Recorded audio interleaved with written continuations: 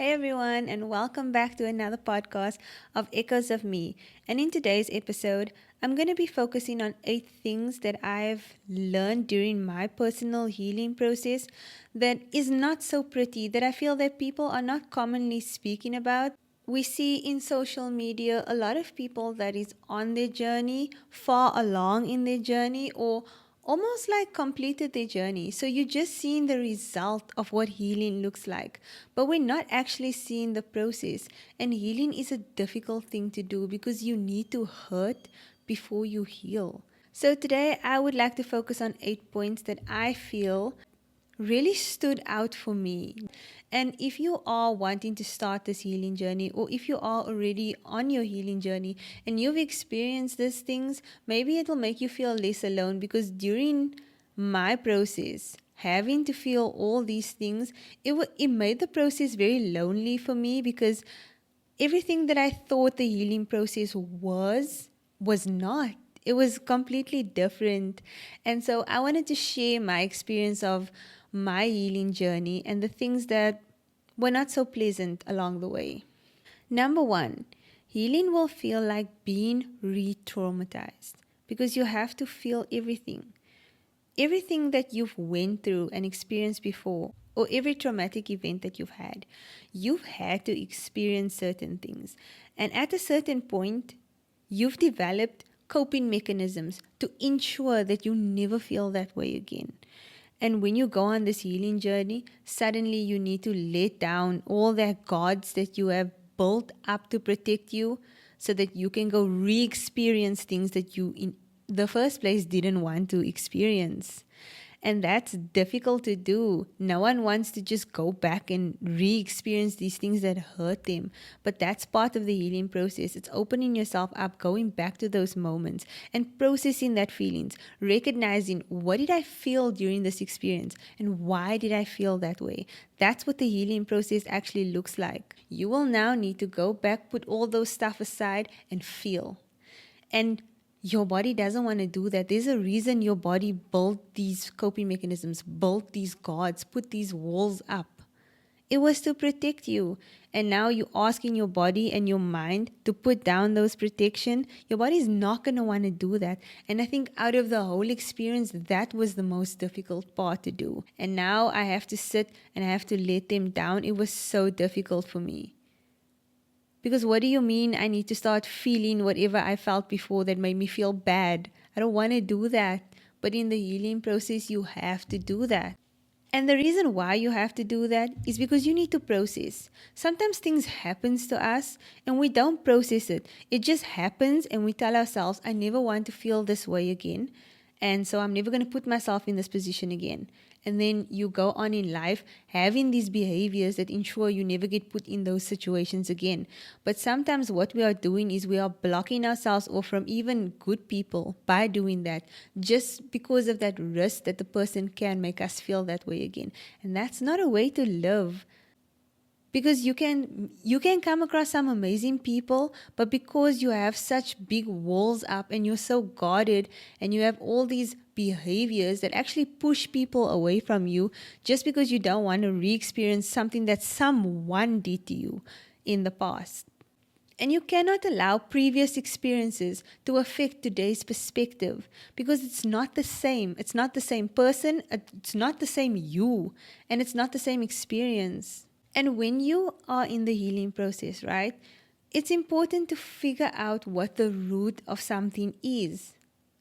And in order to do that, you need to go back to that moment and experience an emotion like anger, an emotion like disappointment, emotions that hurt. And you have to sit and process them. That is so difficult. But during the healing process, these are the things that you need to do. And what surprised me the most was the events in my life that I thought didn't mean anything were the ones that were actually impacting me the most in my life today. And only once I started opening myself up to the experiences was I able to see that there is so much moments during my childhood that affects me still to this day, that I was unaware of had I not been on this journey.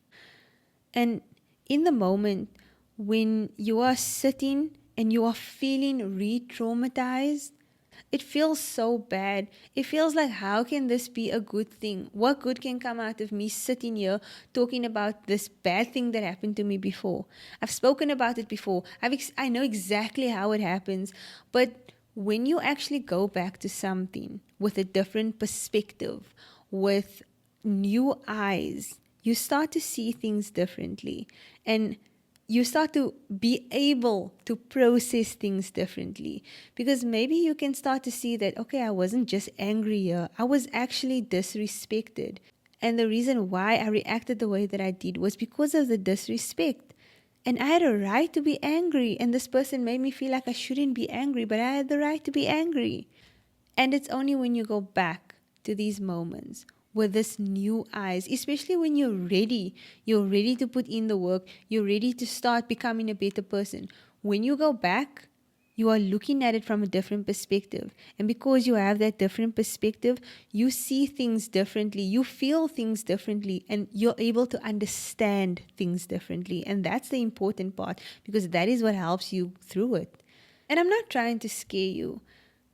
Yes, feeling re-traumatized by something is not a good feeling, but once you're able to actually process what had happened and take from it a lesson, it is so helpful, because instead of just suppressing that emotions and those feelings and those experiences, you are able to have those experiences again and be so much more equipped for it without feeling scared, without having all these guards up, because you know, if this thing should ever happen to me again, I'm a lot more equipped to handle it now.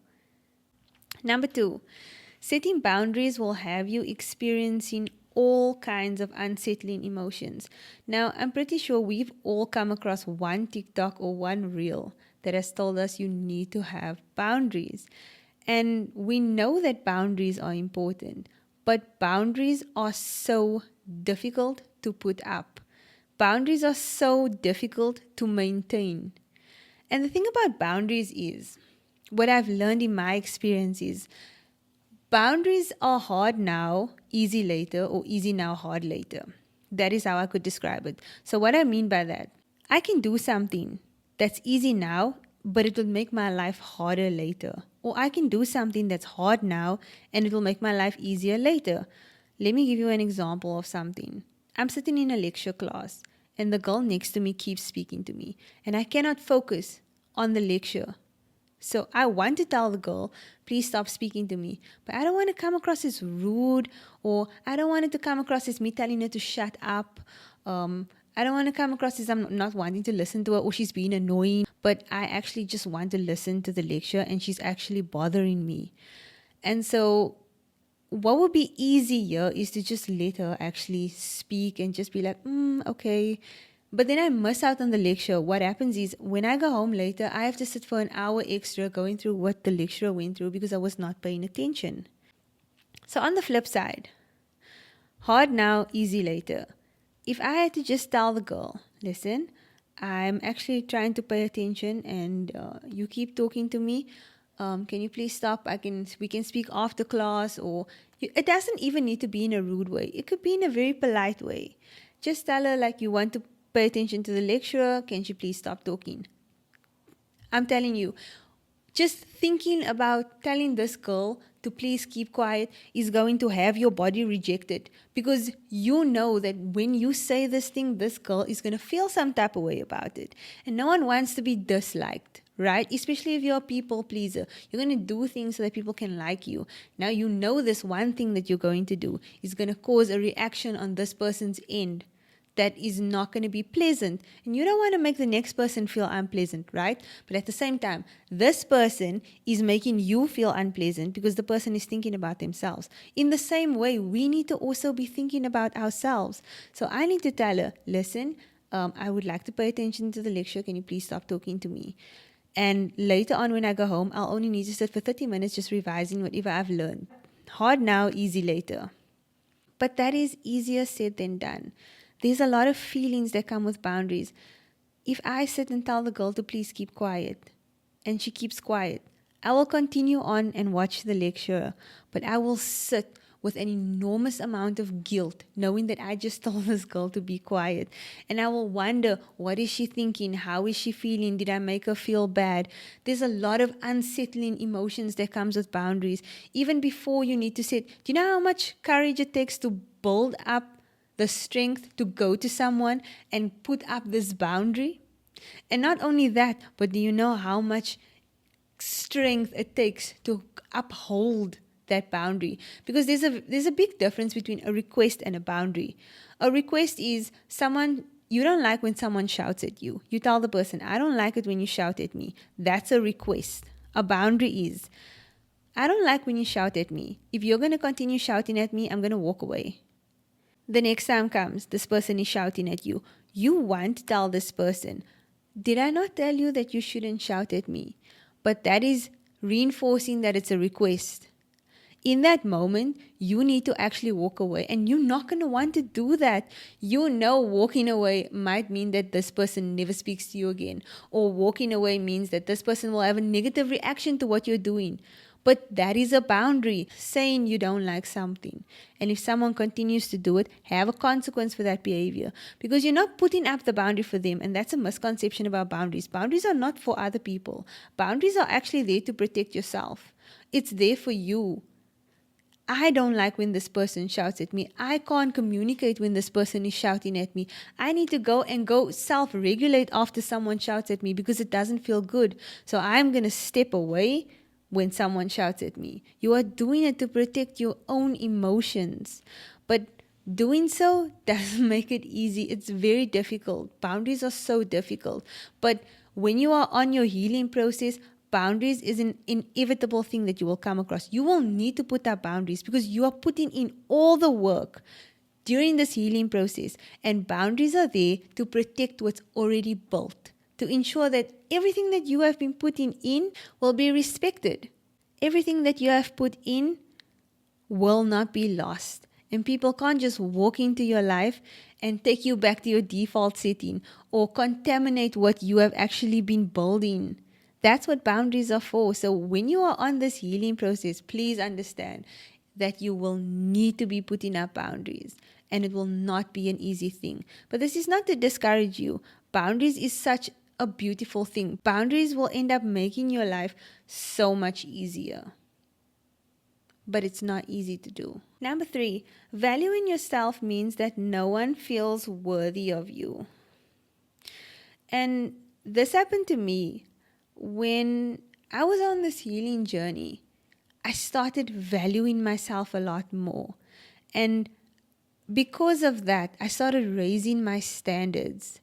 But I started raising my standards so high that sometimes I forget that we are all human, that people make mistakes, that not everyone is perfect. So an example of this, I started dating a guy, and just to put it in perspective, the guy was doing 80% of the things right. He had 80% of the qualities that I liked in someone. I had a lot of respect for this person. But then he had 20% of the things I don't like. There was 20% of things that I didn't agree with. I didn't want him to be doing. And so I just focused on that 20%. I was telling myself, like, I've worked on myself. I deserve better. So this 20% shouldn't be there. But he is just a person, and I am also not perfect. I am probably not 100% either. When you are on this journey, sometimes you have this God complex, and you are not God. You are still a human at the end of the day, and so are other people. And you also need to understand that not everyone is on the healing journey, and not everyone is where you are at. If you look at it from a scale of 0 to 100, you might be at 70 and this person is at 20. So you're a little bit further along than that person. But if that person is moving along their scale, they're on their own journey. It's their timeline. The same way that another person is maybe at 0, looking at that person like, damn, that person is so far ahead already. So don't forget that we are all human. Number 4. Healing equals losing a lot of people. Remember, when you're on this journey, you are changing. You are changing your personality. You are changing the way you think. You're changing your outlook and your mindset. You are no longer going to be the same person. So There are people that were connecting to you because you were a specific way. Now you're no longer that way. That might mean you're going to lose this person. And the same vice versa. You have a different perspective now. Another person might not have that same perspective, and that means that you two can no longer relate. And that means that you guys won't want to be in each other's lives, or that means that you guys won't have a connection the way that you had before. And that's okay. Like when you heal, you need to understand that you will lose people. When you heal, you're also going to realize that some people are not actually rooting for you in your life. You'll realize that some people are not on your side. You'll realize that some people are actually bad for you. And you'll realize that your need to be liked and loved has kept a lot of bad people in your life that you now need to let go of, that you are now able to see, and you will have the capacity now to walk away. And that means losing a lot of people. When you heal, you will lose people. And I don't want this to scare you off, because the people that you lose are not people that are going to support you, are not people that are good for you. The people that you lose are not for you. So it's okay. Number 5, there is loneliness in being on a different journey. What I've noticed when I was on my journey is that sometimes people cannot connect or relate to what they have not experienced. I was making all these discoveries. I was gaining all this insight, and I wanted to go out and share it with other people, or I wanted to go out and I wanted other people to also be making these discoveries, but they were not on the same journey as me. Sometimes things would happen and people wouldn't be able to understand why it's happening, and I would change my behavior and people wouldn't understand why I'm changing. Because I look different, I sound different, I see the world differently. And so it became a very lonely place for me, because I didn't feel like I had anyone that I could connect to, because during my healing journey, I didn't really have other people in my life that was also on that journey. So it was just me. It was just me changing. And I was the only one that changed. And so inevitably, I felt different. I felt like an outsider. As much as I was becoming this person that wanted to start connecting with people and make more meaningful connections, I wasn't feeling connected to anyone. And it's because I was on a different journey than everyone else. And that felt so lonely. And sometimes you watch people take the easy road, right? Like they're not on the healing journey. And so life looks a lot easier. Like on my side, it looks a lot easier because they're just doing whatever they want, and I'm needing to make all these sacrifices and put in all this work. And it just feels like, for what? Like they still look happy. They still look like they're enjoying life. Why am I doing so much work and feeling lonely and feeling like an outsider and sacrificing so much? For what? But in the long run, after a long time, I started to discover why I did it. And I don't regret doing it. And even though those times were hard, it was needed. It was needed to get me to where I am today. I just need you to understand that just because you are on this journey and there are a lot of other people on the journey too, doesn't mean that you are going to be able to connect and relate, because there's different points of this journey and everyone is at a different point. So when you are at 50 and there's no one around you at 50, it will feel lonely. And I'm not saying having a community doesn't help. Of course it helps. But your experiences are so different from other people, and that can make you feel lonely. So that's what actually happened to me. Is I think there was only one other person at the time that was on this journey with me, but even me and that person were at different points. So there were times where I felt extremely lonely because this person couldn't connect or relate or get what I'm doing or understand why I'm doing what I'm doing. And that feels so lonely, because imagine being surrounded by people that just don't get you, that can't understand you. It's very lonely. Number 6, healing is like progress you can't see. When you're on this journey, you are putting in so much work. You are making so much sacrifices. You are doing things that other people are not doing. And sometimes it feels like nothing is being done because you're doing all this work. And when you look back, you're like, Or you experience things and you're like, I'm still a people's pleaser. Or I'm still doing, or every time you go along the journey, you keep finding more flaws about yourself. You keep finding more things that you need to work on. Because once you start tapping into that, right, your eyes are now open to that.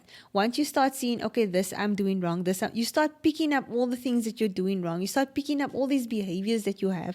Maybe you're picking up toxic behaviors. Maybe you're picking up bad coping mechanisms. But you are constantly picking this up. And as you go along, you're just like, when does it ever end? Like, I keep just finding new things to work on, but there's a reason that it's called a healing journey. It never ends. It is constantly there, because the thing is, when you're on your healing journey, right, you are trying to correct things that happened in the past. You're trying to rewire things that has been instilled. You're trying to reframe your perspective. You're trying to change things of the past. Now, if you think about it, we are right now also living things and making these experiences, which means that later on, we will also need to be doing the same thing. It's something that is continuous. You are on this journey so that you can be the better version of yourself. You're on this journey to equip yourself to handle these things better, because the longer that you are on this journey, the better equipped you become. Once you can figure out why it is that you're feeling a specific way, what emotions come up during certain situations, and then process it and understand it, it helps you handle that situation better the next time, because you're a lot more equipped. Just because this is a continuous cycle doesn't mean that it's exhausting or tiring or draining, because the more you do it, the better you become. You're actually getting better at it. You're practicing, and practice makes perfect.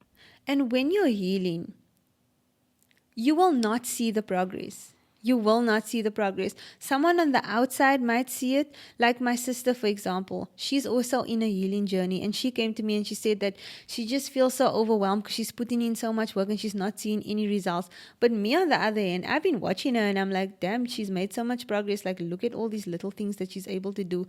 Look at her noticing things that she wouldn't have noticed before. She's not seeing these things. Maybe it looks to her like it's on a small scale, right? But to me, I can see the big changes that's happening in her. But it's because she is in the journey. She doesn't necessarily see the progress that is being made. And someone on the outside can see it. So when you are on your healing journey, if you are putting in the work, there are results. It might not feel like you're making any progress, but you are.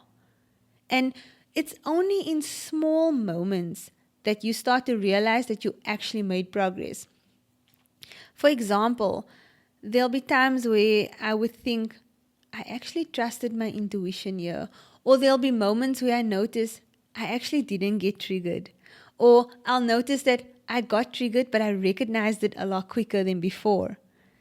Or there'll be times where I'm able to regulate my emotions a lot quicker. And I'll tell myself, damn, like before it would take you a week to get over something like this, where it just took you one night and you're okay.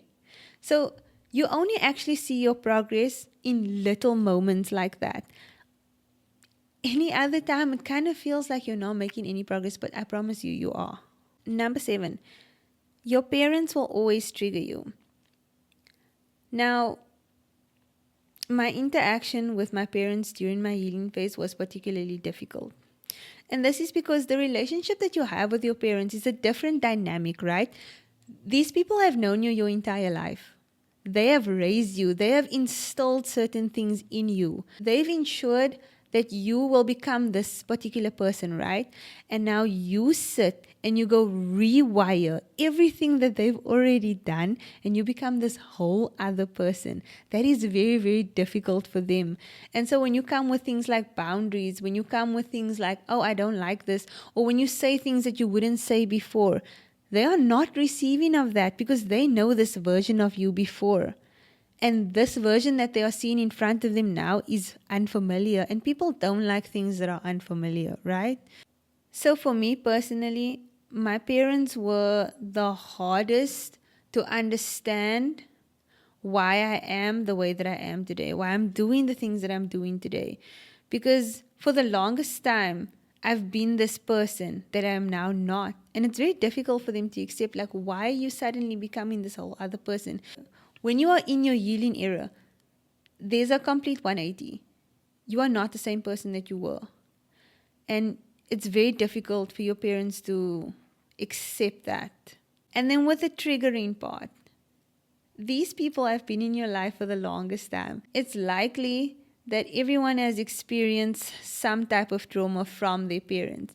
And it might not be intentional, and it might not be on a large scale even. Remember, trauma can happen on a spectrum. But to some extent, we were all traumatized by our parents, right? And so they will always trigger us in some way. Even to this day, I still get so triggered by my parents. And I think the dynamic between your parents is the one that will take the longest, because that is the relationship that has been there the longest. So don't be too hard on yourself when you're unable to uphold a boundary, or if you're unable to talk to your parent or unable to get through to your parent. Like, that dynamic is very difficult. So when you are on this healing journey, just be mindful of that it's not going to be easy for your parents to receive this new you. Number 8, healing isn't an endpoint, it's a way of being. I'm not going to lie, when I started this healing journey, I did feel like I wanted to get to a point where I was at my peak happiness. I wanted to get to a point where I just felt better. And then I went on this journey and felt worse. I was re-experiencing negative emotions. I was picking up a lot more flaws in myself. I was realizing that a lot of things that I thought were other people were actually an internal issue. Like, I came into this healing journey thinking that, so many people did me wrong and I need to learn who to cut off. And then I discovered that, Kayla, there's actually a lot of things wrong with you. And you're making so much discoveries about yourself. There's a reason that it's called a healing journey. It never ends. It never ends. You constantly need to be reflecting on yourself. You constantly need to be thinking about why you behave the way you behave. You need to be looking out for experiences, what emotions they bring up, and how that changes your behavior and how you respond to certain things. Because you're always experiencing different things throughout life. You're not having the same experiences. So the lessons that come by are all different lessons. And so I don't want to scare you by saying that it's endless, that it's something that you always have to do, because you also need to keep in mind that the longer you do it, the better you become at it. The healing journey is the most difficult at the beginning. That is something that I can confidently tell you, that if you are on this healing journey right now and it's feeling heavy and it's feeling like a lot and you are so overwhelmed, that is your beginning stages, and you cannot put a timeline to that beginning stage either. Like, that could be within your first month, that could be within your first year, that could be in your first 2 years. I actually feel that for me, things only got easier 4 years into it. And I do not want that to scare you. I just want to show you that these things take time. You are healing years and years of what's happened to you, of trauma, of influences. This is not something that happens overnight. But one thing that I can promise you is that it does get easier. The more I'm doing this, the better I'm becoming at it. And it's making me a better person. And not only is it making me a better person, but I feel so much better because I'm able to self-regulate. I'm able to not get so triggered by people. And so what I wanted these 8 things to do is just to show you that it's not always easy, but something that I can promise you is that it's always worth it. So if you are thinking about going on this journey or you're already on the journey, I hope that this has shed some light and given you a new perspective to this healing journey, because it's not all bright. You'll have heavy days, you'll have breakdowns, but you'll also have some beautiful insights and you'll have this new perspective. Your life will feel a lot more peaceful because of it. So thank you for spending this time with me, and I hope the echoes of this episode leave you with a new perspective, a bit of inspiration, and the drive to become the best version of yourself. So until next time, take care and keep growing.